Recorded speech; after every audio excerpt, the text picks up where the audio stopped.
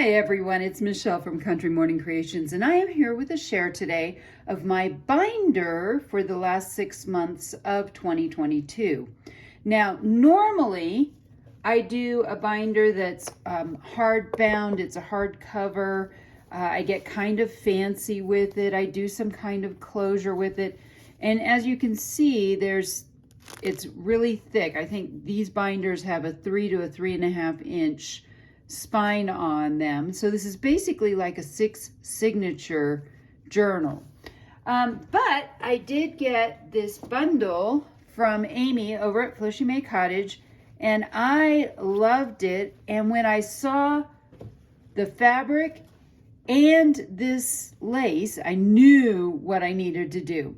So for this one, what I have done is I have taken a piece of quilt fabric and I simply stitched around the edges. So this was pretty quick and easy and simple.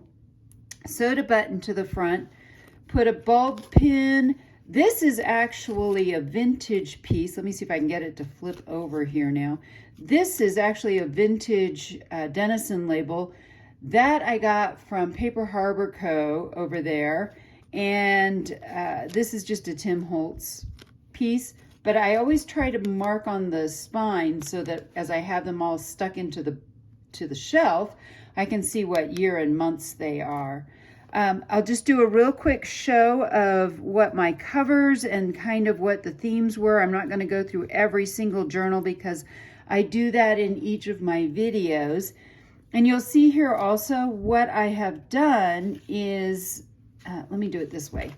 What I do is I sew some kind of binding material. Either this is yarn, I've done ribbons, I've done sari silk, because what I love in the end is all this pretty stuff hanging out the top. So these are not permanently bound in here. Of course, anyone could permanently bind them all. I choose not to, just because. So this is my, I believe this would be my July one. And what I used for all of these covers is my Shabby Chic, it's a kit that I made a long time ago now, and all of a sudden I can't remember the name of it. Anyway, I'll link that below in the description box. Excuse me.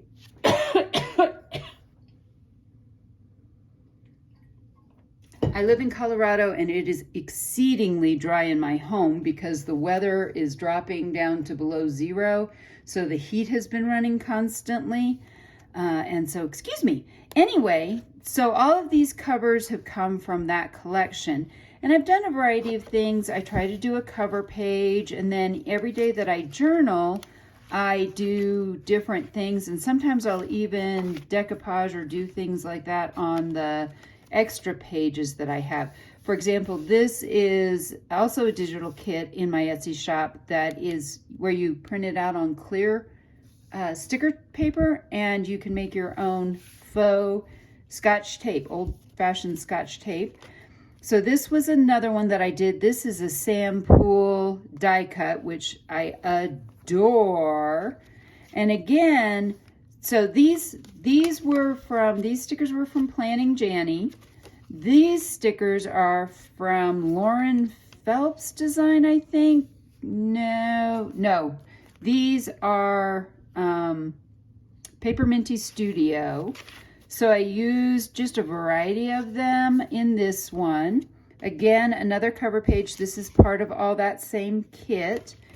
And for this one, these are still Paper Minty Studios. So I did a lot of stickers from Paper Minty Studios, and I really liked those. So this is a little bit more simple, and you can see I kind of have a repeating theme of coffee dyed paper, some extra bits put in with it.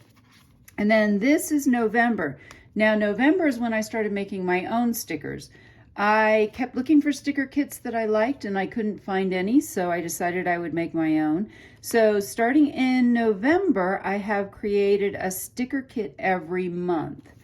So this was the November sticker kit, and I used that. And my sticker kits also include these photographs. So if you get the full sticker kit, it's background papers and stickers. and photographs, and so it's quite the kit. And then this was my December one, and this was a lot of fun to do. I basically collaged all these these are antique papers, used some of the other accent papers, did some embossing. That was a lot of fun.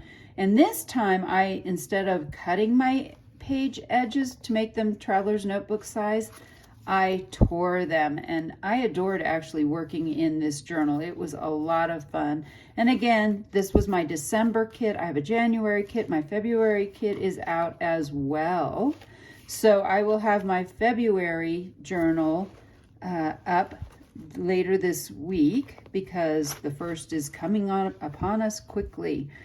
So I hope you've enjoyed this real quick look at my last 6 months of journals and my new journal binder. I hope I've inspired you to be creative today.